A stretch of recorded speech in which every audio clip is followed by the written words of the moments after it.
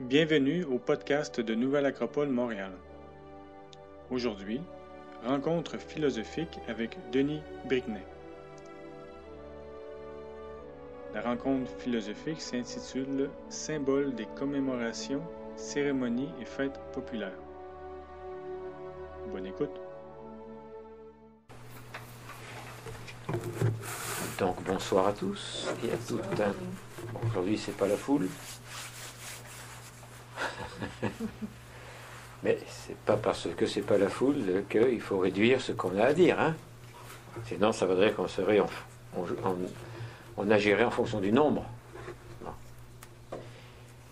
Cette deuxième activité suit la première qui a été présentée par Patrice Poudrier et dont le thème était essentiellement, enfin c'était l'objectif en tout cas, réussir à faire une distinction claire entre ce qu'est un signe, pas l'animal, hein, pas l'oiseau, là, un signe et un symbole. Alors, je sais pas si, je crois que vous avez assisté, non, plus ou moins, madame, pas la première. Non, moi je suis venue. Oui, la semaine passée vous étiez là. Bon, très bien. Donc si on résume un peu cet objectif de la conférence, qu'est-ce qu'un signe et qu'est-ce qu'un symbole, parce qu'on va en avoir besoin pour aller et entrer dans le thème qui est le mien ce soir. Un signe, c'est un moyen allégorique de désigner quelque chose qui peut être désigné par tout autre mot de notre vocabulaire. C'est pour désigner, donc, d'une manière allégorique, une idée, mais qu'on pourrait très bien rationaliser, présenter avec une phrase, utilisant des mots du dictionnaire, ou pour dépeindre quelque chose, en faire une image, mais quelque chose que l'on peut voir. C'est pour ça que c'est une allégorie. Autrement dit, ça veut dire que c'est toujours en relation avec le visible, le signe. Enfin, dans la définition qui nous intéresse. C'est visible. Alors, par exemple, une rose, c'est visible, la fleur. On peut développer une allégorie, développer diverses formes poétiques, ou même en prose. Alors finalement, on parle de la rose sans véritablement la nommer, mais à la lecture, de la façon avec laquelle elle est présentée, on voit très bien de quoi il s'agit. Autrement dit, ça ne nous demande pas un effort. Ça ne nous demande pas un effort pour savoir de quoi il s'agit. Par contre, la manière de le présenter peut élargir un peu les sens, approfondir la perception, éveiller le sentiment. C'est le propre de la poésie, par exemple.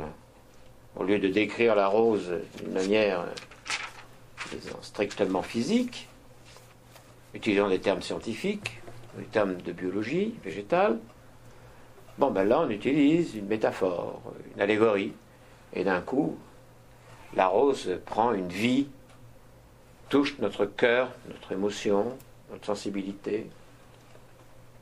Donc c'est pas que le signe est mauvais. Ce qu'il faut retenir simplement, c'est que c'est un langage qui est très riche, qui peut toucher beaucoup de domaines et de dimensions,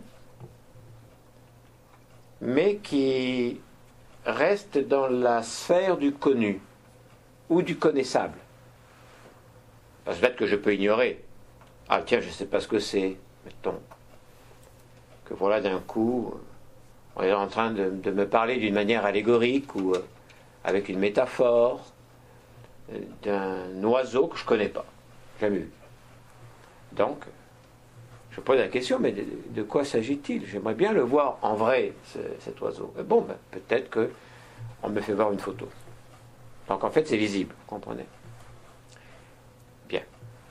Le symbole, lui, une chose encore qui est importante pour le signe, il est aussi conventionnel. Donc il appartient à une certaine époque. Il y a des signes qui ont été utilisés il n'y a pas si longtemps que ça, mettons au Québec, mettons il y a un siècle, ou un peu plus d'un siècle, qui correspondaient à la culture et qui se développaient. Alors, il y avait des charrettes, il y avait des chevaux qui tiraient les charrettes, on chauffait au charbon. Enfin, la vie était quand même assez différente de ce que nous connaissons maintenant. Et il y a des signes qui étaient rattachés à tout ça, qui aujourd'hui sont éculés. On n'en parle plus, on ne les utilise plus. Le signe aussi, cet aspect d'être rattaché à une époque, à un temps et à un espace. Autrement dit, on va dire qu'il est conventionnel. Et par convention, on va utiliser un certain nombre de signes. Et c'est vrai qu'il y en a beaucoup de signes. Regardez les marques de commerce, par exemple. On les appelle des symboles de nos jours, mais ce ne sont pas des symboles dans la définition qu'on a essayé de présenter en prenant le temps la dernière fois. Pas du tout. Ce ne sont pas des symboles, ce sont des signes. Ce sont des signes de quelque chose d'autre, mais que l'on pourrait désigner d'une autre manière. C'est conventionnel. Et c'est très utile. On a besoin de ça. Parce que cela nous permet de s'entendre, de se comprendre collectivement. Donc, ça veut dire que le signe est assez proche d'une autre notion qu'on va toucher durant cette présentation, qui est le rite. On peut faire comme une association, une relation entre le signe et le rite. Alors évidemment, déjà là, je touche un ternaire que ça serait bien qu'on réussisse à toucher, à parler un petit peu au cours de cette activité, qui est le ternaire, je l'écrirai peut-être plus tard, qui est le ternaire mythe, rite, initiation. C'est un ternaire. Alors si on voit le triangle, dans le sommet supérieur, on va marquer mythe. M-Y-T-H-E, si vous voulez écrire M-I-T-E, pourquoi pas, mais c'est pas celle-là de mythe. C'est pas M-Y-T-H-E. Et a priori, le mythe, c'est tout un discours. C'est toute une connaissance, c'est toute une logique. Logique mythique. La logique du mythe. Mythologie. Hein? Logos, le mythe, mytho-logos. Hein? Et puis, si vous voyez le triangle qu'on est en train de dessiner, à la base, côté droit, pour vous du côté droit, il faut marquer initiation. Et du côté gauche, c'est-à-dire à l'angle gauche, rite. Voilà. Donc déjà on a ce ternaire-là. On va certainement en parler un peu plus dans le détail. Donc le rite rattaché ou relié, on peut dire, au signe. Donc il y a quelque part une convention qui existe. Pareil, dans le rituel, il y a une convention. La meilleure preuve que l'on peut citer, c'est justement pour les fêtes, ou les célébrations, ou les cérémonies, ou les commémorations. On reviendra sur ces notions aussi. Un rite dans un pays qui aurait le même objectif, mettons le partage, serait pris dans un autre pays, dans une culture différente, comme une agression. Comme un signe rituel, un geste rituel, mais qui voudrait dire complètement à l'envers. On a des exemples comme ça. Par exemple, pour l'appréciation, pour dire que c'est bon, mais ça dépend dans quelle culture on se trouve, parce que dans certaines cultures, le fait de manifester que c'est bon est pris dans une autre comme quelque chose d'impoli, on va dire. Je ne vais pas prendre des exemples. mais ça existe. Bon. Le symbole, maintenant, si on veut y revenir, ou si on veut y arriver, c'est un langage qui est complètement différent du signe. Pas dans sa présentation, parce que c'est sûr que c'est un trait, c'est un dessin, c'est des couleurs. Ça utilise des objets, ça utilise des d'animaux, de plantes, comme les logos. Hein? Un logo, c'est conventionnel. Alors, mettons, si on pense à un poste d'essence, Shell, et puis le logo qui le représente, c'est direct, hein, c'est-à-dire que l'image correspond au mot en anglais, coquille. Hein? Donc ça, c'est latéral, c'est direct. Le symbole, lui, est un langage qui est spécifiquement rattaché à ce qui n'est pas observable, que je ne peux pas observer. Quand je dis observable, ça veut dire quand j'utilise mes sens. Alors, puisqu'on est en train de parler d'image, il est évident que le sens qui est le plus activé, c'est la vision. Le regard, je vois les images. Hein? On peut aussi les toucher lorsqu'elles deviennent sculptures, elles ont du relief. Hein? Donc il peut y avoir une relation qui est une relation de conscience utilisant les sens. Mais le symbole, c'est tout ce qui se rattache à le non-observable. Et particulièrement les éléments les plus spirituels, les plus essentiels, ceux que précisément on ne peut pas vraiment toucher ou se relier en utilisant les sens. On peut percevoir peut-être, c'est de la perception, apostrophe, aperception. C'est-à-dire, c'est en fait une intuition, si vous voulez. C'est très intéressant parce qu'il y a eu une réduction qui s'est faite. Et elle nous intéresse pour le thème aussi d'aujourd'hui. L'amalgame entre symbole et signe, si je veux le représenter d'une façon schématique, disons. Mettons que je prenne un monde spirituel et un monde matériel. Quand je dis matériel, ça veut dire sensible, c'est-à-dire les choses qui sont ici, matériel. Et spirituel, tout ce qui n'est pas matériel, tout ce qui n'est pas de l'ordre du sensible, mais qui est de l'ordre de l'intelligible. Il y a le sensible, il y a l'intelligible. Mettons, pour résumer, mettons l'esprit et le sensible. Hein? L'intelligible et le sensible. Pour ceux qui, et je crois que tout le monde ici a déjà entendu parler de cette constitution septénaire, rattachée à l'être humain, bon, on pourrait dire ce qui se rapporte à la triade, l'esprit, et ce qui se rapporte à la personnalité. Le symbole est le langage de l'esprit. Le signe est le langage de la personnalité. Comme ça, on se situe quand même assez bien. Le signe est le langage du sensible, le symbole est le langage de l'intelligible. Hein? Je ne veux pas aller trop dans une approche qui pourrait apparaître un peu métaphysique pour définir l'intelligible, etc. L'intelligible, c'est donc quelque chose auquel on peut se relier par l'intelligence. De la même manière que le sensible est quelque chose auquel on peut se relier par les sens. Hein? C'est via les sens qu'on se relie au sensible. C'est pour ça qu'il est important de qualifier les sens. Mais c'est par l'intelligence qu'on se relie à l'intelligible. Dans une perspective comme celle-ci, ça veut dire que le monde, l'univers, la nature, le cosmos, tout ce qui s'y trouve est intelligible.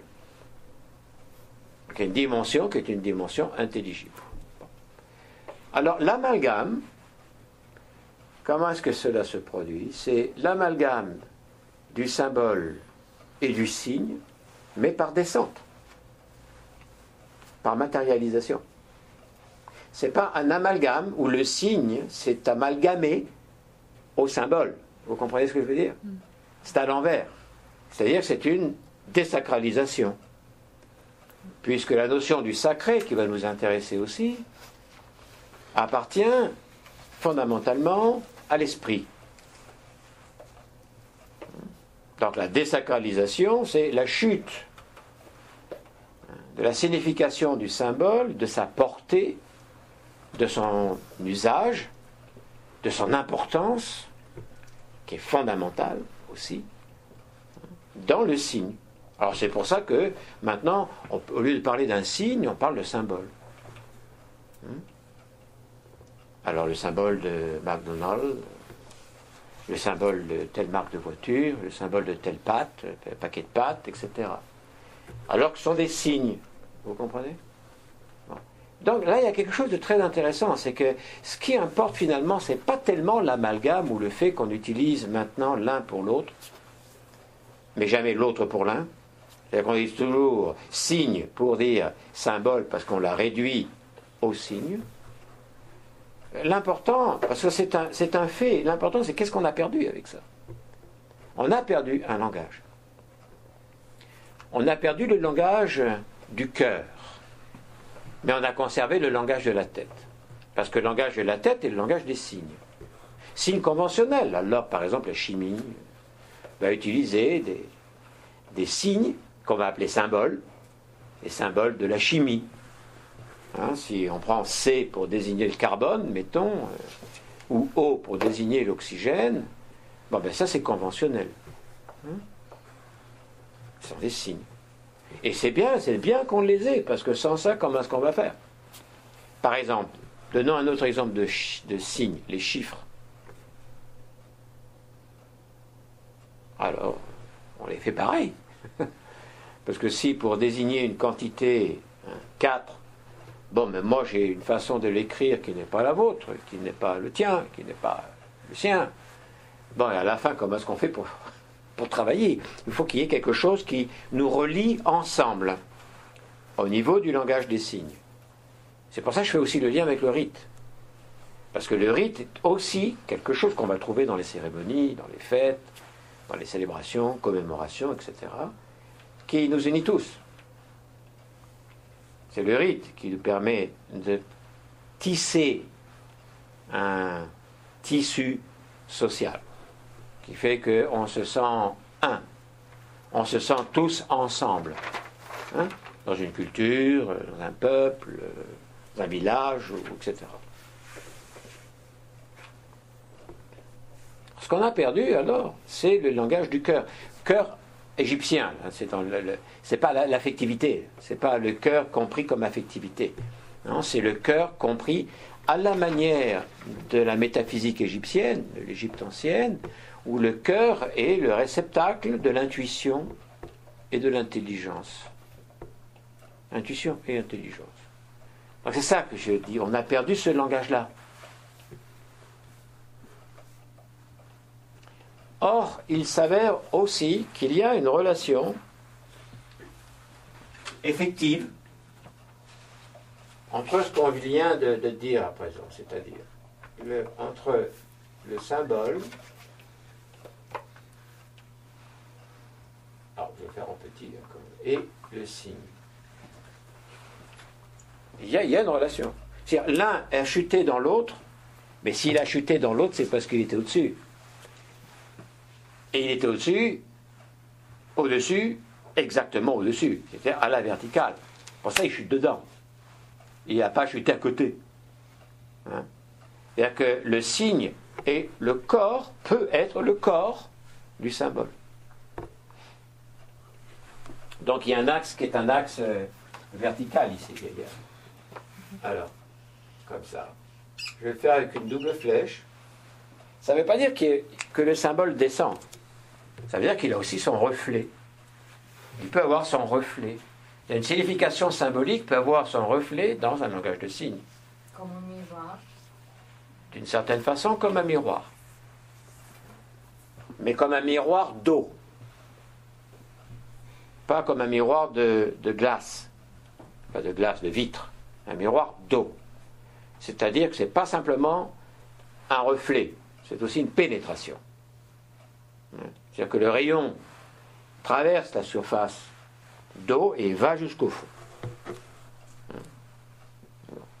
Parce que le langage du cœur, mettons, ne vaut pas simplement parce qu'il peut se refléter en l'humain. Il vaut parce qu'il peut pénétrer l'humain. Et l'humain peut donc se l'incorporer. Et s'il se l'incorpore, ce langage spirituel, cette signification spirituelle, s'il se l'incorpore, il va être dans une situation d'enthousiasme, entheos, d'enthousiasme. Et ça va être une force à l'intérieur de la conscience qui va amener à l'action. Ça va être comme une détermination intérieure qui pousse à l'action, c'est-à-dire à la concrétisation. Autrement dit, je le dis de manière plus simple, pour avoir une culture spirituelle, une civilisation spirituelle, une société spirituelle, il faut que l'esprit féconde la conscience humaine. Il faut que naisse à l'intérieur de la conscience humaine ce petit enfant de lumière, si tu veux, qui va nous amener à l'action. Il n'y aura pas de révolution spirituelle par le langage des signes. Il y aura révolution spirituelle par le langage symbolique. Mais aujourd'hui, il y a une grande peur du symbole. Parce que le symbole est puissant.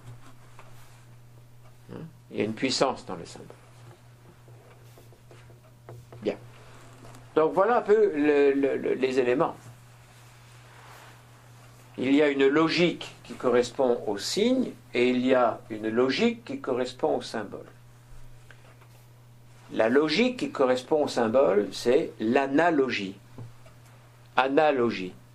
La logique qui correspond au signe, c'est la logique. La logique qui correspond au signe, c'est celle de la raison. Alors vous savez comment ça se passe. Ça se passe que une chose ne peut être qu'elle-même et jamais son contraire. Donc, A est A et ne peut pas être non A. Si A est en même temps non A, ça crée un truc qui n'est pas fonctionnel dans l'ordre du concret. C'est-à-dire quand les lumières dans la circulation c'est rouge. Ça peut pas être rouge et vert. Ou vert et rouge. C'est l'un, pas l'autre. C'est-à-dire qu'on appelle cette logique-là, vous allez voir que c'est assez intéressant, cette logique qui est dite classique, mais pas la manière classique, qui est la logique rationnelle, elle s'appelle aussi la logique du tiers, c'est-à-dire du troisième terme, exclu. Le tiers exclu. Alors, comme le tiers est exclu, c'est qui ce tiers? Le paradoxe. Le tiers, c'est le paradoxe. C'est-à-dire yin et yang, le paradoxe est Tao. Voilà. C'est-à-dire intérieur, extérieur, le paradoxe c'est unification. Différence, les choses sont différentes, le paradoxe c'est union. Voilà paradoxal. L'homme, la femme. Le paradoxe c'est union. Vous comprenez? C'est très paradoxal. Je veux dire, pas facile. Non. Non, ça ne coule pas comme ça de source. Et peut-être que justement, c'est parce que c'est une épreuve qui vaut pour chacun, et pour tous.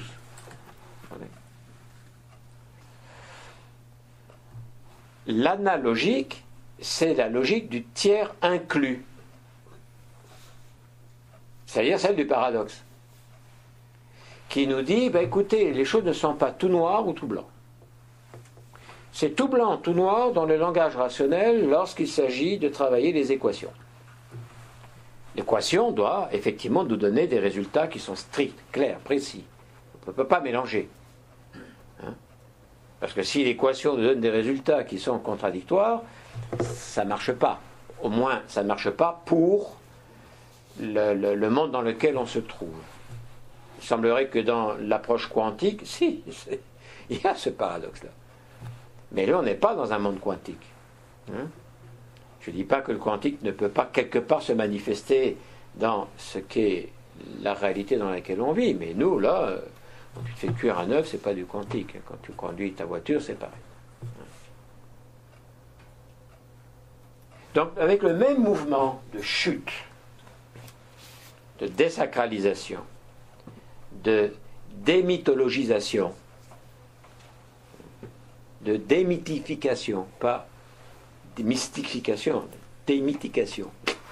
On perd le mythe, on perd le symbole, on perd tout le langage qui est le langage du paradoxe et surtout le langage de l'intériorité. C'est ce que nous vivons aujourd'hui. Nous sommes dans une société dans laquelle le symbolisme est considéré comme dangereux.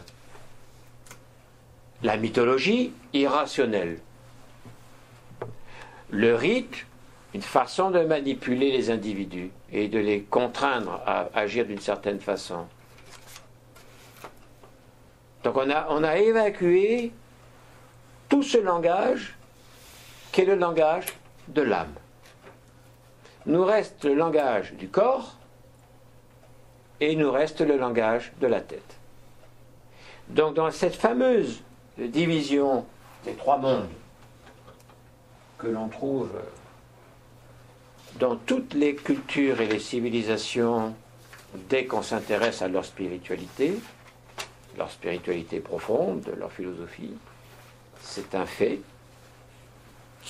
avec la présentation des trois mondes qu'on a l'habitude de présenter comme ça, avec trois cercles qui s'articulent selon un axe vertical, l'esprit,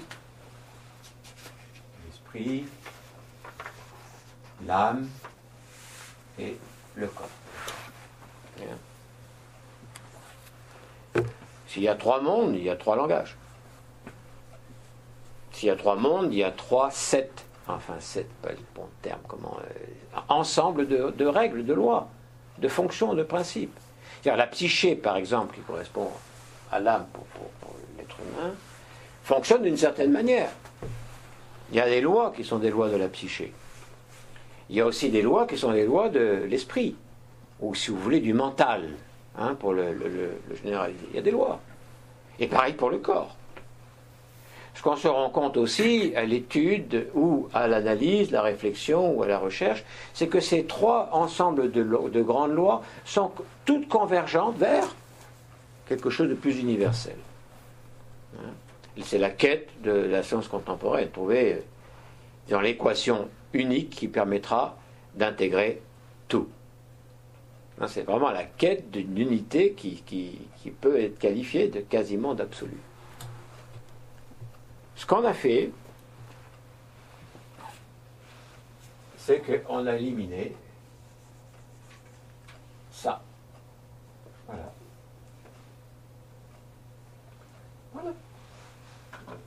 Donc des trois mondes, il n'en reste plus que deux. Évidemment pas en soi, parce que c'est pas quelque chose qu'on peut détruire, mais au niveau de la culture, au niveau de la façon avec laquelle on fait les choses. Alors on a un langage du mental qui est rationnel, et on a un langage du corps qui est sensible. Et il y a une rupture entre les deux. Il y a une rupture. On est un peu écartelé. Alors par exemple, on va nous dire, et c'est devenu un dicton, que le cœur a ses raisons que la raison n'a pas. Alors on peut le transformer. Le corps a ses raisons que la raison n'a pas, et ainsi de suite. Alors, ça donne une dissociation. Dans l'ordre du collectif, pareil, ça va donner une dissociation entre les choses qu'il faut que l'on fasse pour la société, pour vivre ensemble, individuellement pour travailler, pour vivre son existence, et puis les idées. Alors on peut avoir de très bonnes idées. Par exemple, quand on regarde toutes ces idées qui sont véhiculées par deux grandes institutions comme les Nations Unies et particulièrement l'UNESCO, je pense que vous savez, quand on regarde ce qui est traduit, ce qui est véhiculé, ce sont des idées éthiques, ce sont des idées d'amour universel. il y a une analyse qui se fait, on arrive à faire valoir les problèmes, et puis aussi on donne les solutions. On a tout ici aussi, on a toute la définition des problèmes parfaitement établie et les solutions parfaitement définies. On sait exactement là ce qu'il faut faire. Exactement. Mais par contre, ici, on n'arrive pas du tout à le faire. Parce que tout se mélange et puis ça ne répond pas à nos intérêts qui sont les intérêts corporels. C'est-à-dire les intérêts immédiats. N'oubliez pas, quand je dis le corps, ce n'est pas simplement le corps comme ça. C'est ce qu'on appelle par ailleurs la personnalité. C'est-à-dire, il y a le corps biologique et ses besoins. Et quand même, il en a quand même un certain nombre, mais il faut qu'on s'en prenne soin. Il y a le corps vital. Il y a tout ce qui se rapporte à la sensorialité. Et puis il y a le corps affectif. Tout ce qui se rapporte à la sensibilité. C'est sûr qu'il nous faut être sensible, il nous faut être sensoriel et il nous faut être concret. Rupture. C'est l'âme, la grande exclue. L'âme. D'ailleurs, est-ce que nous pourrions retrouver cela avec le même genre de confusion, signe, symbole, amalgame? Oui, âme et esprit, amalgame. Beaucoup de difficultés à faire une distinction entre l'esprit et l'âme. Beaucoup. Et en règle générale, ce qui est difficile, c'est la définition de l'âme, pas de l'esprit. Les gens arrivent très bien à définir l'esprit en termes d'intelligence, de puissance mentale, etc. Mais l'âme, amalgame. Il faut désamalgamer. Il faut faire une action alchimique.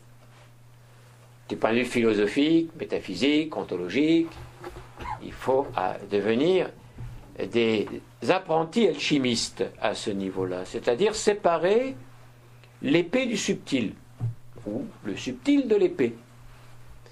Épée ne veut pas dire péjoratif, c'est simplement épée, c'est ça, c'est le corps, c'est tout ce qui est sensible, c'est là. Et l'amalgame a fait confusion. Il faut réussir à faire sortir le subtil. En termes philosophiques, ça veut dire faire sortir l'âme. Si on veut un monde nouveau et meilleur, si on veut une civilisation humaniste, c'est pas avec le développement de la technologie qu'on va y arriver. La preuve est déjà faite, je pense, puisque avec le développement extraordinaire de la technologie, et c'est très bien, auquel nous assistons depuis le début du siècle, rappelons-nous que du siècle, on est déjà dans le 21e, le début du 20e siècle, les gens ne vivaient pas ici, les gens ne vivaient pas du tout comme nous, ils n'avaient pas les mêmes moyens que nous avons. C'est un développement, une accélération du développement technologique qui est extraordinaire. Mais dans le même temps, on n'est pas arrivé à une culture, une civilisation qui brille par son humanisme. Donc je crois que c'est clair, c'est factuel, c'est-à-dire que le développement technologique n'implique pas automatiquement le développement humain. Voilà. Ça c'est important. Donc il s'agit, c'est une action qui est fine, parce qu'il faut finement faire sortir le subtil de l'épée, en termes, qui est le terme alchimiste, philosophiquement parlant. De nous aussi. Parce que forcément, étant des enfants d'une culture et civilisation matérialiste, c'est-à-dire donc précisément, c'est ça. On a été formé, on a été programmé à ça. C'est difficile. Mais c'est une démarche qui est importante et qu'il nous faut faire. C'est-à-dire qu'il faut qu'on puisse faire quelque chose qui, si on veut le représenter schématiquement, donnerait quelque chose comme ça. Et puis ensuite comme ça. Et puis ensuite comme ça. Et c'est-à-dire un mouvement qui est un mouvement d'élévation mais pas de coupure du matériel, du concret, du tangible. C'est pas une fuite. C'est pas une fuite dans les nuages. Hein, c'est faire sortir de la société et de la culture qui est la nôtre et qui est un droit, faire sortir, faire ressortir et faire valoir le subtil et le vivre. De toute façon, on ne pourrait pas le faire sortir si on ne le vit pas. La seule possibilité de le faire sortir, c'est de le vivre. Alors ce sont des illuminations, des aspirations, des inspirations. C'est une démarche. C'est une démarche qui doit être faite par l'individu et par la collectivité. Voilà. Comment ça se fait? Oui. Eh bien, on ne sait pas. Si on regarde dans les données contemporaines, on ne sait pas. Il faut nécessairement se tourner vers des époques, vers des ressources qui vivaient l'âme, qui vivaient les trois mondes. Oh, plus ou moins bien. Des périodes classiques, dans cette perspective, des périodes qui sont peut-être plus problématiques, mais qui vivaient ça. C'est-à-dire qui disaient l'être humain, c'est corps, âme et esprit. Ah bon? Qui disait l'être humain n'est pas que corps biologique qui meurt. Rien avant, rien après. Sinon que l'être humain est âme immortelle. Ah bon? Il y a une vision du monde complètement différente. Mais il faut arriver à ça. Plus on va faire sortir cette âme, plus, symboliquement, l'on va monter un peu comme l'image que l'on a présentée là pour l'affiche, pour l'activité, ces deux conférences, qui est une coupe. Hein. Donc, plus ça va devenir une coupe qui peut recevoir l'esprit. Hein, qui peut recevoir donc tout ce qui est esprit. Mais pas l'esprit obscurci par la raison, sinon l'esprit libéré. Comment est-ce que l'esprit se libère de la raison, ou comment est-ce qu'on libère l'esprit de la raison? Eh bien, précisément, c'est-à-dire en comprenant comment fonctionne la raison et en élevant les concepts, en s'élevant. C'est-à-dire en allant au-delà de la raison raisonnante, en essayant d'éveiller la raison intelligente, d'éveiller la raison intuitive, et de temps en temps d'avoir comme une sorte d'illumination de la raison pure, dans le sens kantien du terme, si tu veux, plus ou moins, Emmanuel Kant, raison pure. C'est une raison qui n'est pas que utilitaire. On est très très bon pour nous, on utilise la raison utilitaire. Excellent. On arrive. Et cette raison utilitaire, on la met en plus au service à la satisfaction, la gratification des désirs. C'est pas mauvais en soi. Le problème, c'est l'exaltation. C'est la réduction de ce que peut être le réel au désir. Alors, tel tu ressens les choses, telles elles sont. Telles tu ne les ressens pas, telles elles ne sont pas. Le critère du vrai, et donc de la science, parce que pour chacun d'entre nous, ça fait comme fonction de science, c'est la sensibilité, le psychisme. Si j'ai ça dans le goût, c'est vrai. Si j'ai pas ça dans le goût, c'est faux. C'est l'exaltation qui est comme ça. Voilà. Non, il faut passer de la raison utilitaire à la raison intelligente. C'est-à-dire une raison raisonnante au service de l'intelligence, de la raison intelligente. Sinon, si la raison utilitaire reste là, reste celle qui domine, elle va automatiquement prendre des moyens qui sont des moyens de violence, de force. Moi, je veux ça. Ça m'intéresse, je le veux, j'en ai besoin. Alors, on va développer une voie de culture, de civilisation, entre guillemets, basée sur la violence, et pas sur l'intelligence. Résolution des conflits par la violence. Et comment est-ce qu'on arrive quand même à canaliser ça? Par le procédurier. Ce qui permet d'éviter que les gens se mettent comme les joueurs de hockey, s'en mettent plein sur la gueule, excusez-moi l'expression, c'est le procédurier. C'est-à-dire les tribunaux. Je t'emmène en cours. On va régler ça en cours. Vous voyez? C'est ça la seule chose qui tient. On a intérêt à ce que ça se maintienne bien, hein, parce que sinon ça peut très très rapidement dégénérer dans de la violence. Parce que c'est toujours ça, c'est toujours je suis plus fort que toi, j'ai raison, etc. Non, il faut mettre la raison résonante au service de la raison intelligente. C'est-à-dire au service de l'intelligence.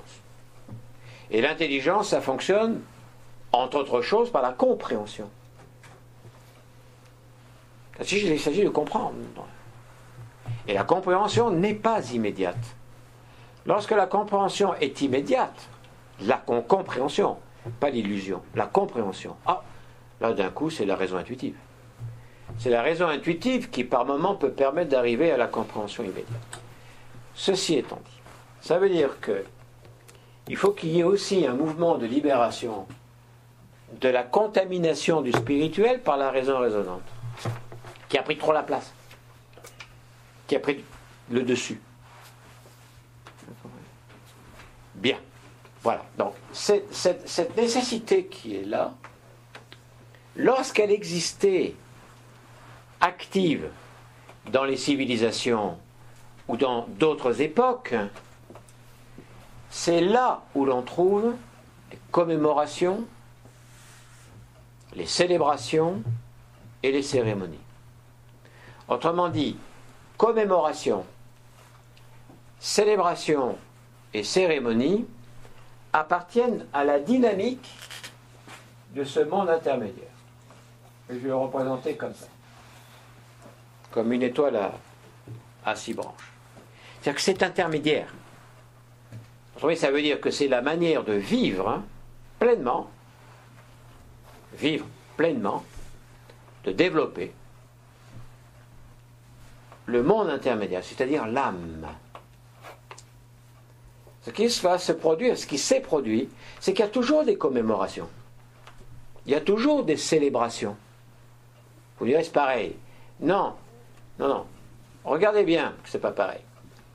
Il y a des choses que l'on commémore, mais qu'on ne célèbre pas. Exemple, la tuerie qui s'est passée il y a quelques années à Polytechnique. On commémore ça toutes les années. C'est une commémoration. C'est pas une célébration. C'est pas la fiesta. Célébrer, la racine étymologique de la célébration ou de célébrer, c'est faire la fête. C'est fêter. Et bon, dans notre langage, ici, c'est exactement ça. Quand on célèbre, on va faire la fête. Vous comprenez? Non. Il y a des choses que l'on célèbre, mais qu'on ne commémore pas nécessairement. La commémoration, célébration, c'est différent. Et la cérémonie est différente aussi. Une commémoration peut user de la cérémonie comme une célébration. Donc il y a un nouveau ternaire. C'est un ternaire. Déjà on a vu un qui dit mythe, initiation, rite. Là on en a un autre. En haut, commémoration. C'est-à-dire que la commémoration va être en relation directe avec le mythe. Vous me suivez? Je ne vais pas trop vite.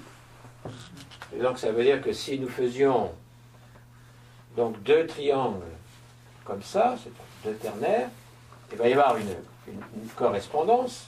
On va dire ceci, mettons comme ça. Entre les sommets, les angles du ternaire. Donc là, mythe,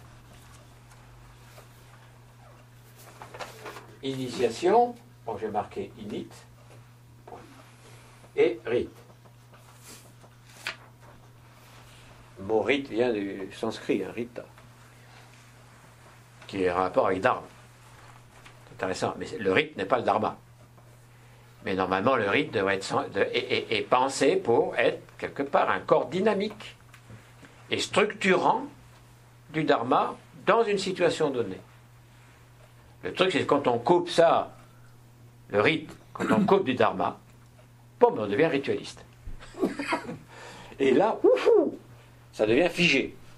Vraiment figé. Ça veut dire que, si tu veux avancer, faut que tu fasses ça comme geste. Et par le fait de faire le geste, ça va te faire naître la dimension spirituelle. Alors que c'est exactement à l'envers. C'est la dimension spirituelle qui commande le geste. Donc le geste ne peut venir uniquement par l'éveil. C'est l'éveil qui fait que le geste s'accomplit. Pas à l'envers. Mais comme on a chuté, surtout en Occident, mais aussi en Orient, très ritualiste. L'histoire de la vache sacrée, qui est là, parce que c'est la réincarnation de ceci, de cela, tout ça n'appartient pas aux Védas, n'appartient pas aux Upanishads, n'appartient pas à la spiritualité et la philosophie indienne, hindoue, de l'Inde. Ou les Védas, non. C'est quelque chose qui s'est perdu. Oui, l'Occident et l'Orient a perdu. Chacun a perdu dans ce qui représentait son vecteur. L'Occident, c'est plus le côté mental. L'Orient, c'est plus le côté sentimental. Ce qui prouve que de toute façon, ce sont deux voies pour atteindre aussi des profondeurs. Elles ne sont pas à être opposées. Elles sont distinctes, mais il ne faut pas qu'on les oppose de manière radicale. Bien. Et c'est quoi que j'étais là sur ce triangle, c'était commémoration. C'est ça. Célébration, cérémonie. Alors, commémoration, je ne vais pas l'écrire en entier, je vais marquer comme, en relation avec le mythe pour le moment. Et puis il y a célébration et cérémonie. Là, attendez voir, qu'est-ce que j'ai fait comme... je ne veux pas que je vous confonde non plus. Mythe, rite, initiation. Parfait. Donc, le rite ici, je vais marquer par ici, là, c'est commémoration, célébration, oui, célébration. Célèbre. La fête.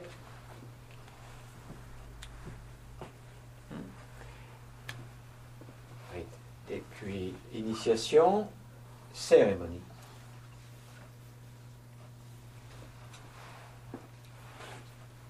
Par exemple, les anthropologues ont fait une distinction entre les rites de passage et les rites initiatiques.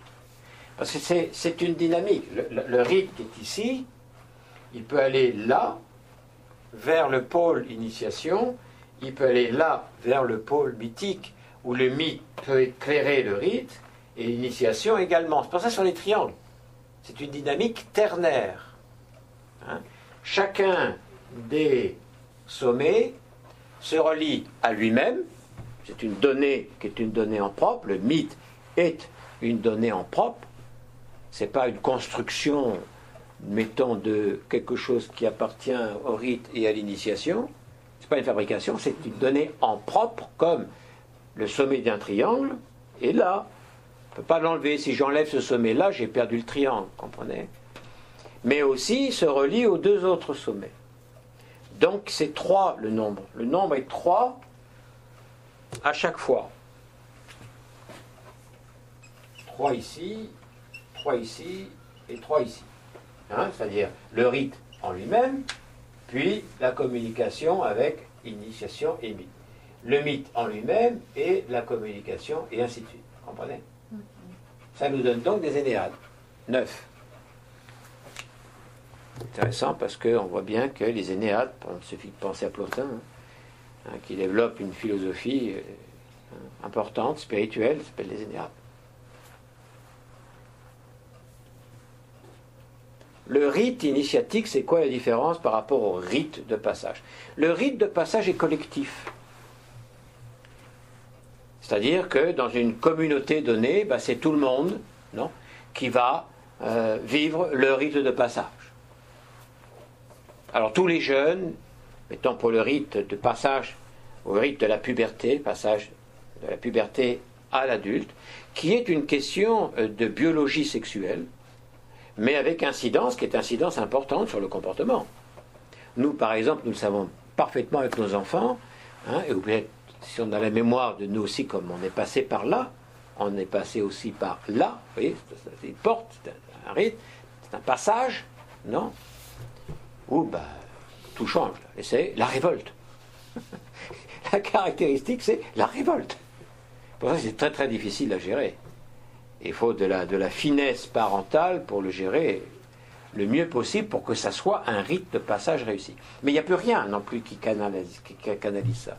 Non, les parents sont un peu démunis, là. Ils font ce qu'ils peuvent. Hein.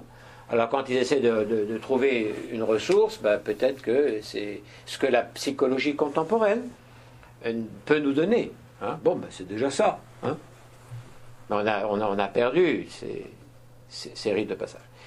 Bon, ça veut dire que tous les jeunes, mettons, d'un certain âge, hop, allons-y là, le moment est venu pour le rite de passage.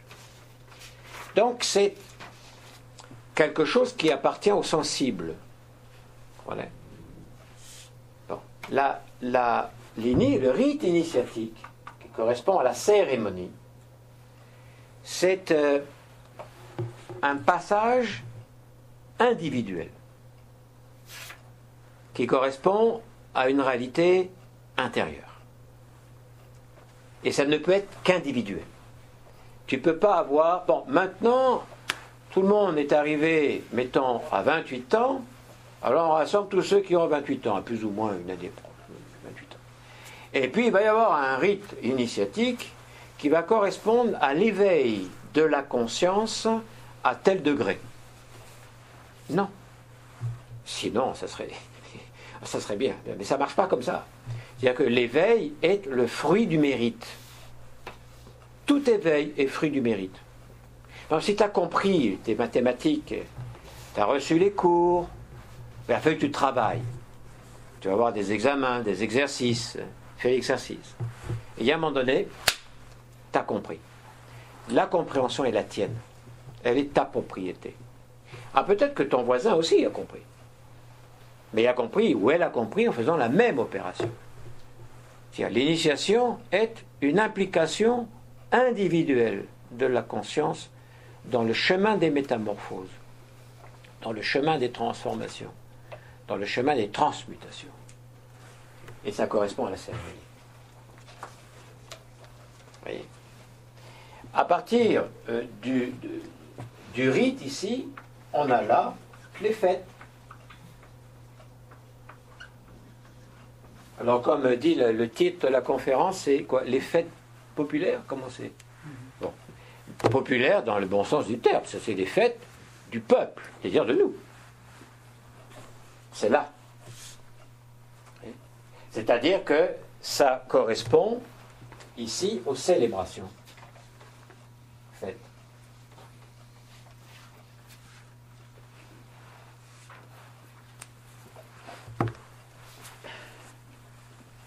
Alors c'est quoi la commémoration? Commémoration rattachée au mythe. La commémoration, dans le schéma que nous sommes en train de voir, qui n'est pas celui de la société contemporaine, c'est-à-dire qui appartient à une autre culture, à une autre civilisation, à un autre monde, qui est le monde humain. Mais c'est celui-là qu'il nous intéresse de promouvoir, parce qu'il est fondamentalement humaniste. C'est à la réhabilitation de l'âme, la réhabilitation des espaces pour le développement de l'âme, la réhabilitation du temps de l'âme, qui n'est pas le temps de la raison ou du mental, et qui n'est pas le temps du corps. Pas au détriment du temps du corps et du temps du mental, parce que sinon tout ce schéma s'écroule. Non, c'est bien ensemble. Vous voyez ? Ça qu'il faut réhabiliter. Et dans cette perspective-là, il n'y a même pas besoin, disons, de parler de l'équité homme-femme. l'équité salariale homme-femme, ou la légalité de l'homme et de la femme. Tous ces éléments-là sont des éléments qui proviennent d'un monde de rupture. Pour ça que le symbole, qui est le symbole majeur de tout ce qu'on est en train de voir tranquillement là, c'est la balance. C'est la balance. Pour ceux qui ont étudié anthropogénèse, même à partir du second cycle là, ici, anthropogénèse Isao, le second cycle. Là, je me permets de dire ça parce que vous êtes tous ici, disons pratiquement, à suivre une certaine démarche. La quatrième chaîne est la chaîne de la balance. Il y a quelque chose qui est à équilibrer.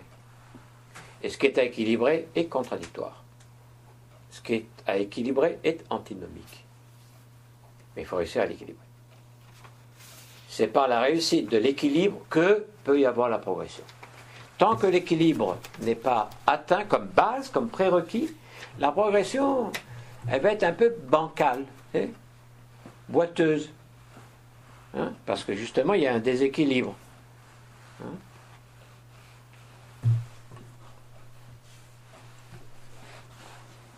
Alors, la commémoration, c'est la mémoire. Commémorer, c'est la mémoire de quelque chose. Et c'est la mémoire de quelque chose qu'il convient d'entretenir, qu'il convient de nourrir. Est-ce que ça va sonner à un moment donné? Parce que moi, j'ai la montre, mais je ne vois pas ce qu'il y a. Les chiffres, je ne vois pas là ce qu'il y a. Ça serait le moment. Alors, je peux continuer encore un petit peu. Au moins que je ne finisse pas. La commémoration. La mémoire dans la perspective qui est celle que je présente. Pas la perspective contemporaine, parce qu'il y a commémoration. Sauf que, j'ai fait une petite parenthèse, sauf que même la commémoration, c'est densifié encore un peu plus, c'est matérialisé un petit peu plus, ça a perdu un peu de sa charge, et c'est devenu maintenant le devoir de mémoire. C'est pas moi qui invente ce terme-là, c'est qu'il existe aujourd'hui, c'est le devoir de mémoire. Alors on a un devoir de mémoire, c'est-à-dire de ramener les choses d'une façon régulière pour pas qu'on les oublie et pour pas que ça se reproduise. On peut prendre des exemples là, mais comme celui que j'ai pris, je préfère prendre cet exemple-là parce qu'il est plus proche de nous ici, qui est le massacre, la tuerie de Polytechnique. Moi je sais, Polytechnique. Alors on la ramène. On la ramène. C'est un devoir de mémoire. Ça sort dans la presse, ça sort dans la télévision, ça sort et ça revient dessus comme une lourdeur. Hein. C'est un devoir. Il faut que ça se fasse, il faut que ça se dise. Parce que l'idée, c'est que si on le répète, eh ben on va l'éviter de nouveau. On va éviter ça par le fait de le répéter. Et surtout, c'est que c'est une obligation. C'est très religieux comme attitude. C'est l'utilisation de ce devoir de mémoire, comme on peut le voir dans la société dans laquelle on se trouve, est une forme religieuse. C'est une obligation. Devoir de mémoire, c'est une obligation. Donc tu es obligé de le faire. Tu es obligé de le faire. Alors, je me dirais, mais pourquoi pas finalement? Est-ce que ça change quelque chose? C'est très réducteur. Ça nous empêche de comprendre quels sont les dessous, quelles sont les causes intimes, intérieures, les problèmes réels pour apporter des solutions. Ceci a remplacé le devoir de mémoire, a remplacé l'amnistie. Parce que l'attitude de l'amnistie, c'était justement de pardonner. De pardonner. La situation s'est faite. Mais de se libérer un espace pour comprendre où est-ce que ça foirait. Où sont les bugs? Alors on a déjà la réponse avec les Nations Unies, l'UNESCO. Hein. Les guerres, elles trouvent leur solution où, nous dit-on, dans l'acte fondateur de l'UNESCO, dans le cœur de l'humain. C'est dans le cœur de l'humain que naissent les guerres, et c'est donc dans le cœur de l'humain qu'elles peuvent se résoudre. C'est pas avec un devoir de mémoire à la manière telle que nous l'avons maintenant. Ce sont des commémorations qui sont des commémorations très culpabilisantes. Ça rappelle parfaitement la transposition d'un certain catholicisme lorsque tu avais sur la tête non pas l'épée de Damoclès, mais la toge du curé. Hein, partout, dans le placard, dans la cave, dans la chambre à coucher, dans la cuisine, partout, partout. C'est-à-dire une attitude moralisatrice et qui est extrêmement contraignante. Mais c'est un devoir. On n'a pas perdu. On a jeté l'eau, le bébé et tout, mais en fait, c'est toujours là l'affaire. Sauf que c'est devenu laïque. C'est la même attitude, mais qui est devenue laïque. Bref, en tout cas, je vais finir ça pour la pause. La commémoration, c'est la mémoire de ce qui est essentiel. Et comme disait le Petit Prince, l'essentiel est invisible aux yeux. C'est la mémoire de ce qui est essentiel. C'est la mémoire des principes universels, des lois universelles, des fonctions universelles. C'est la mémoire de ce qui est profond et directeur dans la vie, dans l'univers, dans la nature. C'est effectivement le mythe. Comprenez? Parce qu'au lieu de commémorer des moments historiques, alors par exemple, il y a une commémoration qui est en fait ce devoir de mémoire, et attention, il faut le faire, hein. Il va falloir le faire, il faut que toute la presse en parle, il faut qu'on en parle dans la radio, et autres, même si les gens ne sont pas d'accord, mais c'est un devoir. Il faut donc obéir. Hein. Bon. De certaines choses qui ont été vécues par nos parents, nous qui avons un certain âge, et donc les enfants n'ont pas du tout vécu.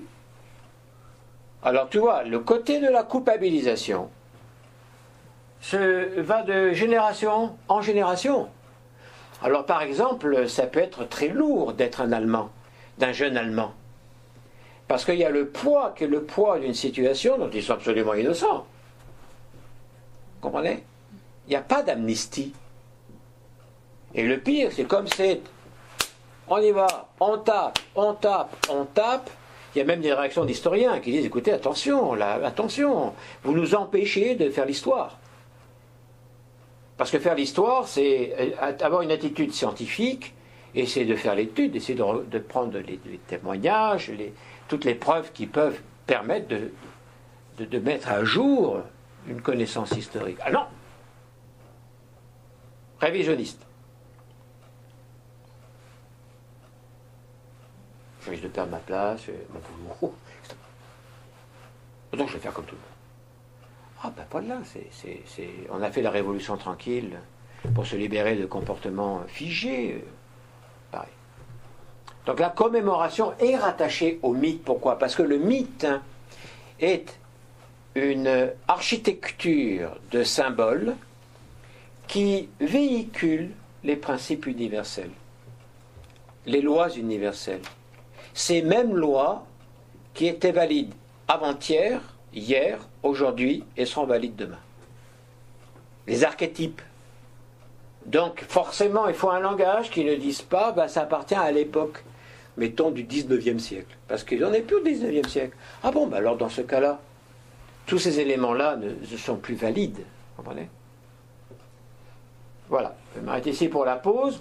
On a des éléments là qui sont intéressants pour situer commémoration, cérémonie, célébration, et puis fête. Alors, on va voir peut-être quelques éléments supplémentaires après. Justement pour comprendre où est-ce qu'on en est là, où est-ce qu'on en est arrivé, et qu'est-ce qu'il faudrait qu'on fasse. Parce que si on arrive à déterminer une situation symptomatique, si on fait un diagnostic, bon, alors il faut un pronostic aussi. Et si on arrive à le saisir correctement, pour soi et pour l'ensemble, on peut peut-être se lancer un mouvement d'action par rapport à ça. Bon, ce que je voudrais ajouter avant de passer à un autre point, c'est que cette relation mythe, rite, initiation et commémoration, célébration, cérémonie, pour garder le même ordre là, que je viens d'utiliser, c'est valable pour la collectivité et pour la personne, pour l'individu, si vous voulez. Donc, en employant des termes qui sont ceux qu'on a déjà rencontrés du point de vue de la philosophie à la manière classique, c'est la relation qui existe entre État et individu. Alors, si tu veux apprendre à faire de la cuisine, toi, personnellement, le mieux, c'est de trouver une école de cuisine. C'est-à-dire une collectivité, un collectif, un endroit dans lequel, il y a les ressources et les connaissances et les moyens sont là.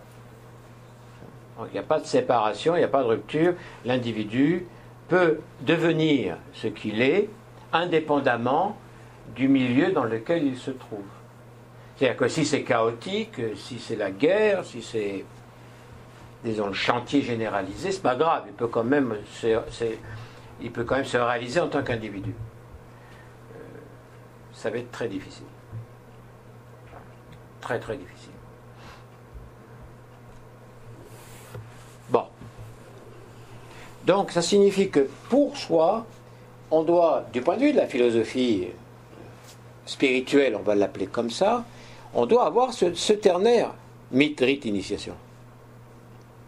On doit l'avoir avec soi, mythe, rite, initiation, et également l'autre, commémoration, cérémonie, célébration.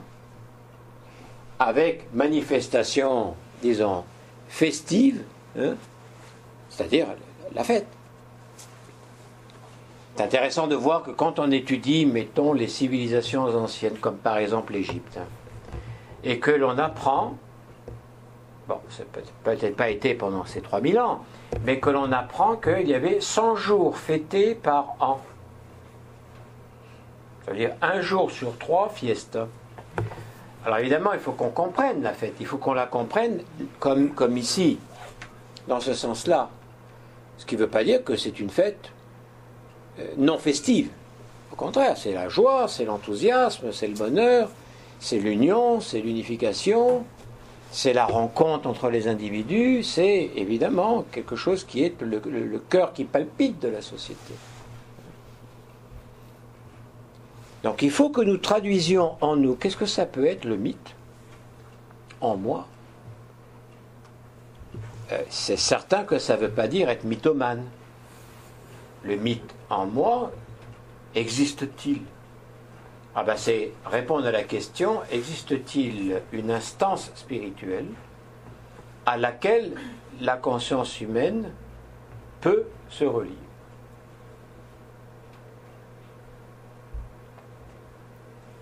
Pour la constitution septenaire, le mythe, c'est la triade. Manas, Buddhi, Atma. L'intelligence, l'intuition et la volonté, ou la puissance d'être. Ça, c'est le mythe. Donc, me relier au mythe, ça signifie trouver les moyens, les espaces et le temps pour me relier à cette dimension.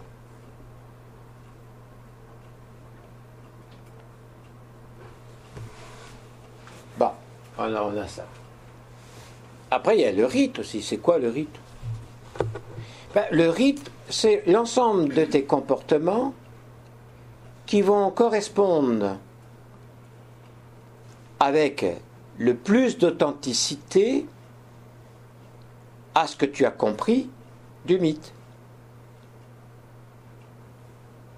Donc ça veut dire que je peux avoir une relation de nature scolastique, mettons, avec les textes sacrés, parce que les textes sacrés sont censés nous parler du sacré. Ils ne sont pas sacrés à cause du livre, du papier et du contenu même. Ils sont sacrés parce qu'ils nous parlent du sacré. Alors on les dit qu'ils sont sacrés parce qu'ils prétendent parler du sacré. on en fait l'étude comparative, on arrive à découvrir un certain nombre de choses, on est dans une relation mythologique, individuelle et personnelle. Ouais. C'est la chaîne maître-disciple, si tu veux. C'est le sens aussi de la chaîne maître-disciple. Et les lumières qui ont pu survenir, là, dans la tête, eh bien, j'essaye de les manifester dans un comportement. Alors peut-être que je vais y arriver, une certaine intensité, une certaine extension. Puis me rendre compte que, c'est quand même bizarre, c'est tellement clair pour moi, supposons, c'est tellement clair pour moi que la compassion, la générosité est une donnée fondamentale, tellement claire pour moi que la nature est généreuse, que la planète est généreuse, parce qu'elle nous donne quoi? Elle nous donne sa matière. Hein? Il y a un modèle qui est un modèle éthérique, mettons, électromagnétique si tu veux, comment l'appeler. C'est un modèle. Mais la matière qui va venir ici pour habiter ce modèle-là, c'est la Terre qui le donne. La vie, c'est pareil. Sinon, on pourrait vivre n'importe où. On pourrait vivre sur la Lune, par exemple. Non, on ne peut pas. On vit sur cette planète parce qu'elle est vivante.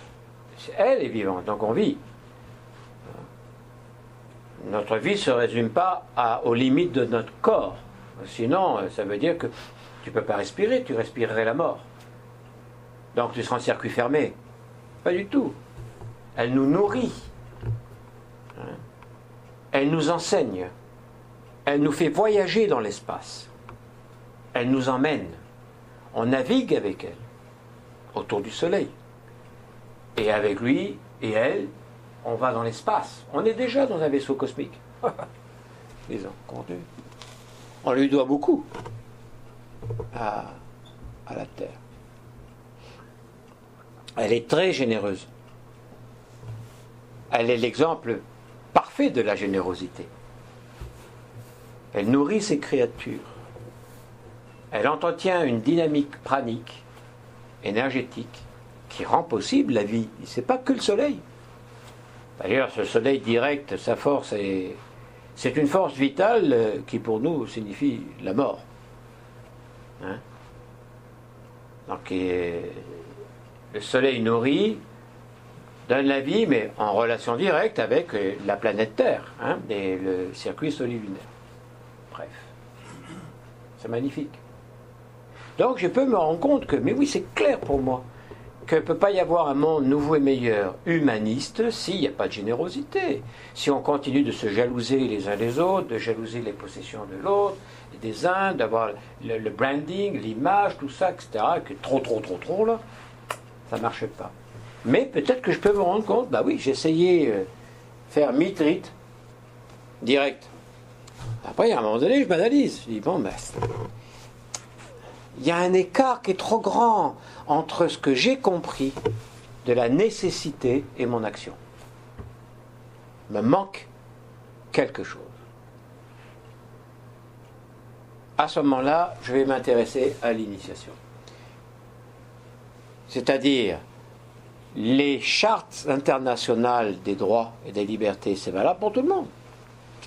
Alors ça nous donne aussi une charte de devoir, parce que quand tu regardes celle des droits, tu sais bien que tu ne peux pas, disons, prétendre à ces droits-là sans devoir, sinon plus personne n'a de droits, quel qu'il soit, parce que tout le monde va se taper les uns sur les autres.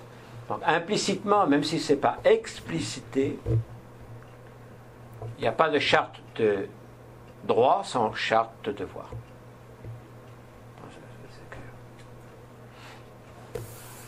Donc ça signifie que, bon, alors non, maintenant il faut que je fasse quelque chose d'intérieur. Il faut que, ici, il y a quelque chose qui se passe. Les 3 gunas dans la Bhagavad Gita, c'est sattva, la correspondance. Hein, c'est-à-dire la vie, c'est Isis, c'est le rouge, c'est le sang, hein, c'est la dynamisation.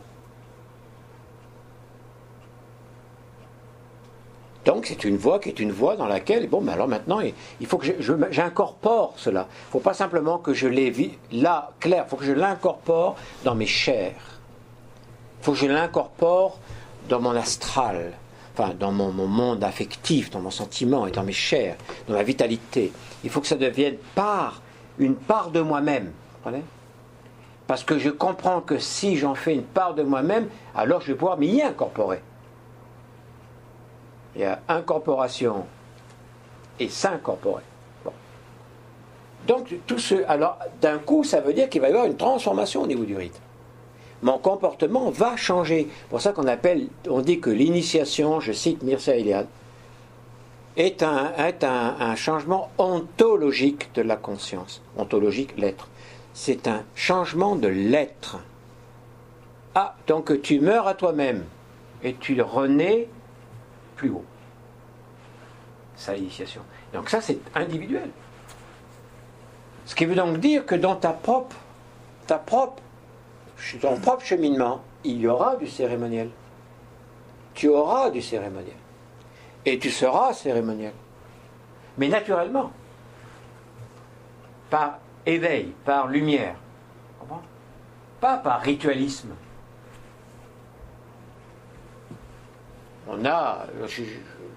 J'aurais commencé différemment si on avait un peu plus de... Et d'ailleurs, je n'aurais pas développé comme je le développe là, s'il y avait plus, disons, de monde de l'extérieur. J'aurais parlé de manière interactive avec tout le monde pour citer l'ensemble des célébrations que l'on peut citer, des cérémonies qu'on peut citer. Il y en a un bon paquet. Mettons la cérémonie de la remise des diplômes, la cérémonie de la citoyenneté, la cérémonie de l'inauguration de la première pierre qu'on va poser pour le futur immeuble, la cérémonie de l'inauguration de l'immeuble qui est terminé, le ruban avec tous les éléments, avec la gestuelle et autres, puis on coupe le ruban et autres. Mais tout ça est creux. Hein. Tout ça est creux. La signification est juste superficielle.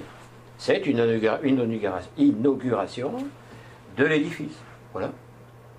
Et on l'a fait d'une manière rituelle. Voilà. Alors tout le monde est content. Ah voilà, maintenant c'est inauguré. Mais c'est tout. Ça va pas au-delà.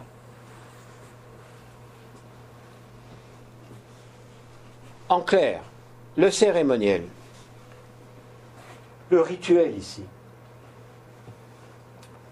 Bon, le cérémoniel sur la célébration de l'initiation au rite porte un nom, courtoisie. La courtoisie. Vraiment dans le sens étymologique du terme, pas simplement, même si ça lui appartient évidemment, ça appartient aussi à ça, la courtoisie. Comme une attitude normale. C'est-à-dire que tout le rite va changer. Le rite, c'est le behavior, non ? Ça va changer. Si l'être change, tout change.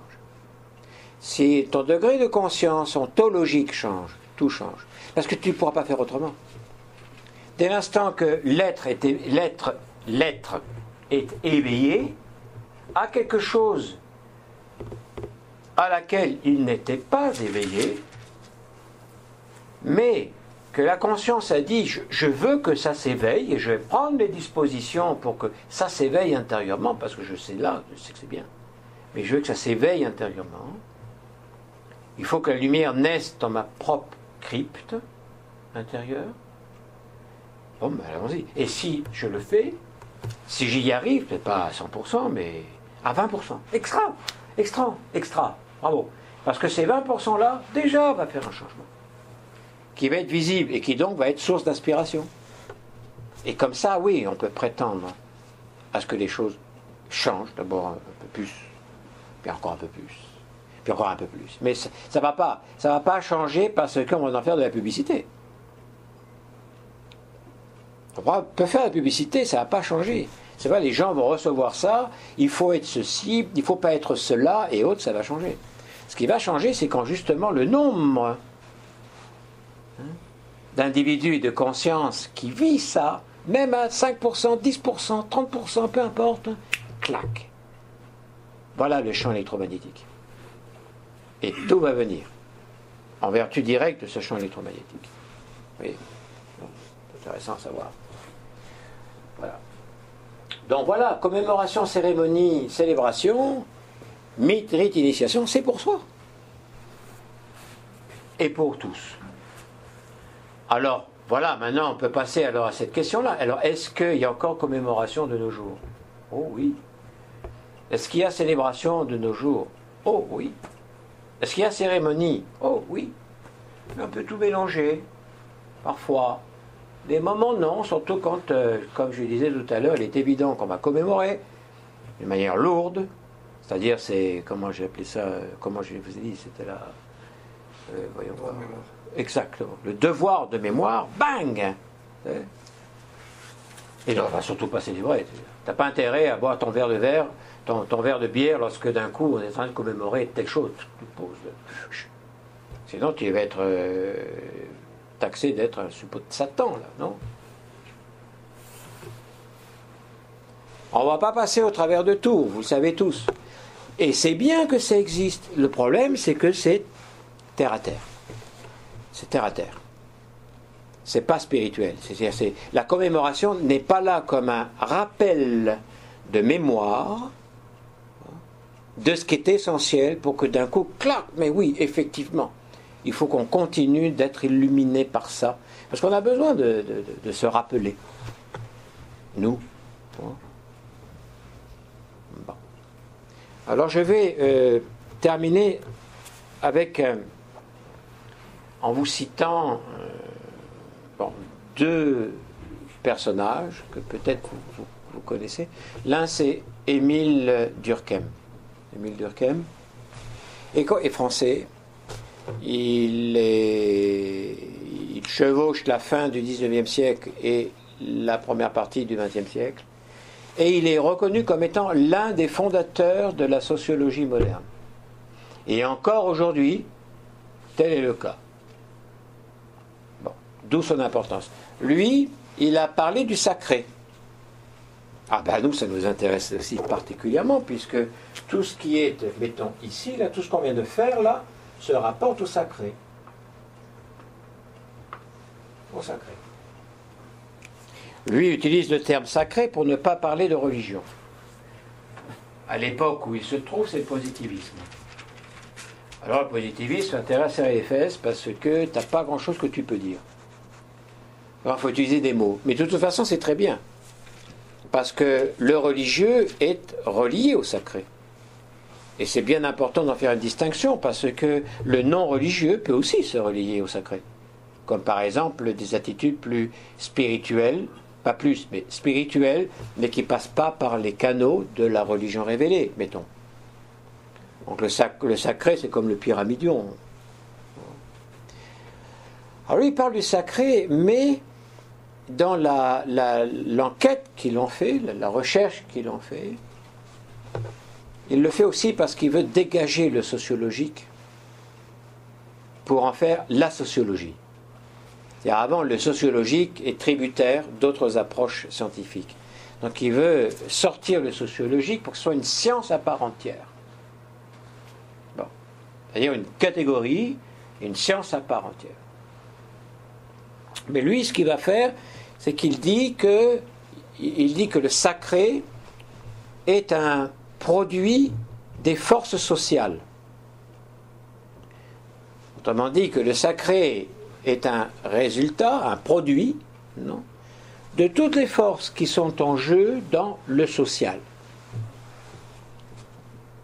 Vous voyez ce que ça veut dire? Ça veut dire que une société donnée va donner naissance au sacré, à son sacré, qui se rapporte à la force commune lorsqu'elle existe entre tous les membres. Donc le sacré est né de la société. Il n'existe pas en lui-même. Il ne correspond pas à quelque chose qui existe en lui-même. Hein? Il va appeler ça, pour le décrire, il va dire quand dans une collectivité, tous les individus pensent en convergence, pensent ensemble, d'une manière commune, et agissent en conséquence aussi d'une manière commune. Donc on pourrait dire qu'il y a une certaine union, une certaine unification. hein, et donc une certaine unité dans le cadre de cette société, de cette collectivité. Il y a des forces sociales qui se manifestent, les relations entre les individus, et comme ils arrivent à être quand même à partager quelque chose de commun, mais pas intellectuellement, simplement, mentalement, psychologiquement et dans l'action, alors va se générer une force, qui est une espèce, nous dit-il, de force électrique, qui s'exalte. Hein? Et cette force-là va lui donner un nom, mana. Le mana, M-A-N-A. Vous trouverez ça si vous cherchez. Alors c'est donc c'est qui est produit par la société, par la collectivité, et cette force-là qui donc permet une certaine unité, une certaine cohérence, une certaine cohésion. Il va falloir l'entretenir. Pour l'entretenir, il faut d'abord la fixer. Je résume. Pour la fixer, il faut trouver quelque chose. Alors ça peut être un objet, une statue, peu importe, pour fixer ça, c'est-à-dire pour amener tout le monde à ce que cette force-là, qui est exaltante, non, puisse être rattachée à l'idole. Et c'est pour ça qu'on appelle ça le totémisme. C'est le totem. L'analyse n'est pas mauvaise du tout, hein. Parce que cette force électrique en question, que nous on peut appeler d'une autre manière, cette force électrique en question, on la trouve par exemple dans les stades, dans le football, dans le hockey. C'est-à-dire que tous les gens qui sont là, hein, vous avez vu, des fois ils font la vague. Alors il y en a un qui se mettent à se monter, alors les autres montent, ils se descendent, puis ça fait la vague. Voilà. Et puis il y a les rites, il y a les sons, il y a les mouvements, et il y a une puissance astrale qui est, ou affective, enfin émotionnelle, qui est beaucoup plus forte que celle que pourrait dégager n'importe quel individu. Nous avons nos totems. Le totem, c'est le match de football, c'est le match de hockey, c'est le baseball. Mais aussi on le trouve ailleurs, on le trouve dans les réunions qui sont les réunions politiques. Quand on voit les réunions politiques, écoutez, de politique, il n'y a rien. Hein. Par contre, c'est un show. Alors tout le monde est là avec les ballons, avec les pancartes, ils sifflent, ils dansent, et arrive la musique. C'est un rituel. C'est exactement un rituel. Comme pour le match de football, il y a eu des bonnes études qui ont été faites par des universitaires. On ne peut plus son nom là, c'est en France. Où l'étude a été faite vraiment pour analyser ça du point de vue religieux et se rendre compte que les mêmes éléments qui sont ceux que l'on retrouve dans une messe sont là aussi. C'est une messe. C'est une messe laïque. C'est un rituel laïque. Donc cette charge-là, hein, qui ensuite est placée, projetée dans le totem qui peut être n'importe quoi.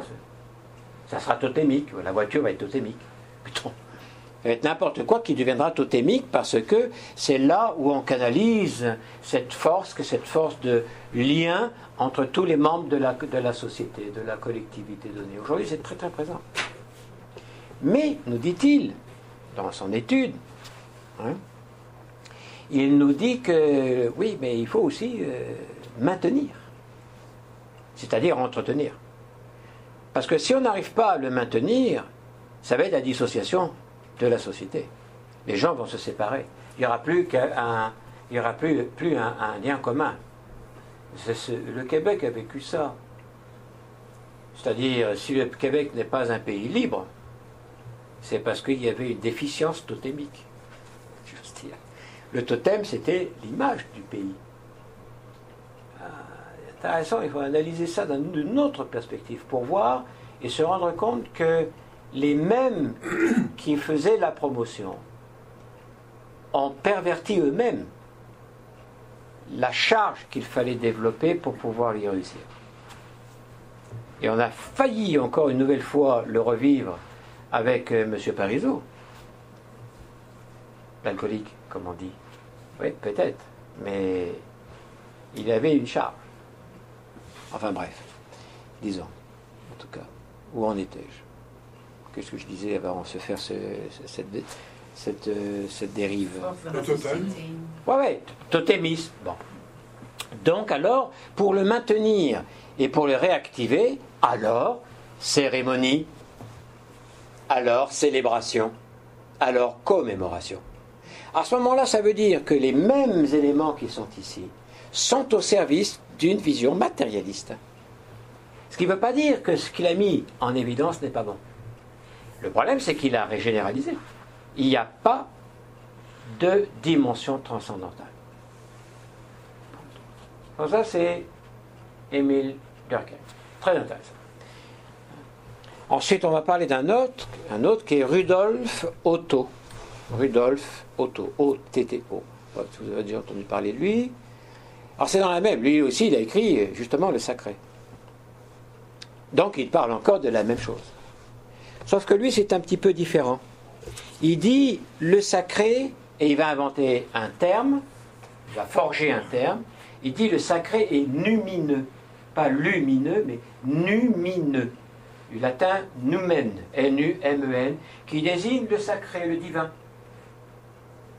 Enfin, le divin, la lumière. Donc, il va dire non, le sacré est lumineux.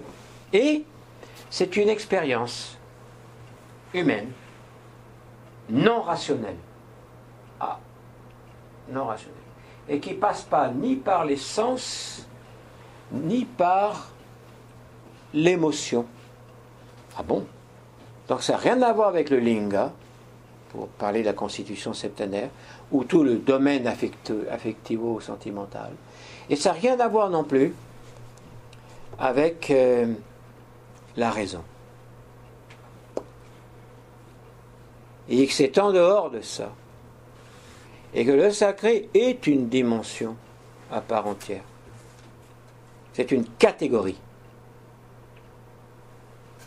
Ah, une catégorie. Donc c'est quelque chose qui est non réductible à autre chose d'autre, qui est non réductible, et c'est une catégorie en soi. C'est-à-dire, il voit, par son étude et autres, hein, il découvre ça, il met à jour cela. C'est pas contre Durkheim. C'est-à-dire, ça n'élimine pas ce que Durkheim a mis à jour. Sinon que ça donne une autre dimension. C'est-à-dire, le sacré existe en lui-même. Le sacré se réfère à une dimension qui est une dimension qui existe en elle-même. Et le sentiment du sacré est fait part entière de l'être humain en tant qu'individu et en tant que société. Va suivre avec ça Mircea Eliade, que certains ont déjà entendu parler. Où là, on réhabilite cette dimension ternaire. Donc aujourd'hui, ce qu'on peut dire, c'est qu'il y a eu réhabilitation de la dimension ternaire, mais ce n'est pas généralisé, ce n'est pas socialisé. Parce qu'encore aujourd'hui, c'est très facile de se faire taxer de secte par le simple fait de s'intéresser à la spiritualité d'une manière non individualiste. Tu as le droit de t'intéresser à la spiritualité si tu le fais dans ta maison, tout seul ou avec tes copains, tes copines, mais tu ne cherches pas surtout à vouloir en faire une socialisation, surtout pas. Sinon tu deviens un révolutionnaire. Tu deviens un réactionnaire révolutionnaire. Tu comprends? Là tu deviens dangereux. Mais si justement tu le fais, tu prétends que non, on ne peut pas choisir simplement le cérémoniel et pas la célébration. On ne peut pas choisir que la célébration et pas la commémoration. On ne peut pas simplement prendre le mythe et pas l'initiation, ou le rite et pas... Vous comprenez? C'est les trois qui marchent ensemble. Alors si on fait ça, pink, on n'est pas sorti de cette espèce de... J'allais dire croisade, c'est pas le mot que je cherche, inquisition laïque. On n'est pas sorti de l'inquisition laïque. Nous, sur notre propre Facebook de l'école, on a eu un individu qui est membre du Parti québécois, qui a tout simplement mis, je ne sais plus exactement le terme, c'est quoi? Mouvement sectaire dangereux. Très dangereux. Voilà, mouvement sectaire d'extrême droite. Allez, vas-y que je te balance ça.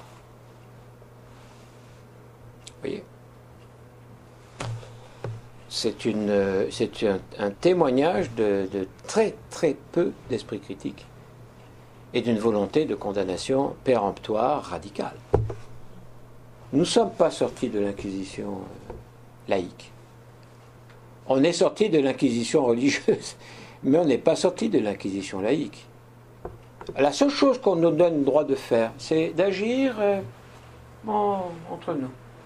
Faisons donc de l'esprit entre nous. Mais ne pensons pas à un monde nouveau et meilleur.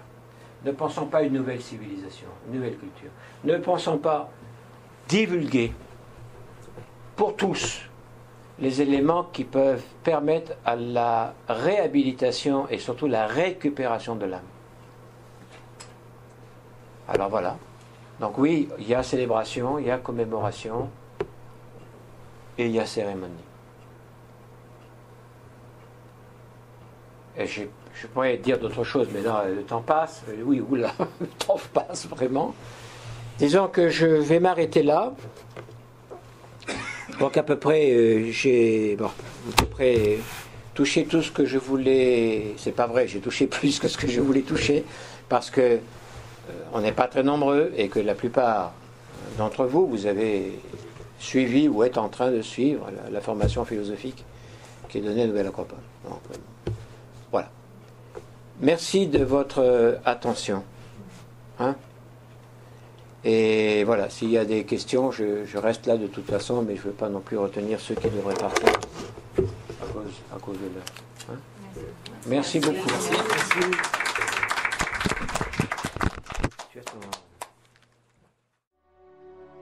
Merci d'avoir écouté ce podcast. Pour rester en contact, vous pouvez nous suivre via notre site internet à montréal.acropole.ca. Aussi, Nouvelle Acropole est une organisation à but non lucratif présente dans plus de 60 pays à travers le monde. Vous pouvez nous appuyer en faisant un don ponctuel sur notre site internet à montréal.acropole.ca/contribuer.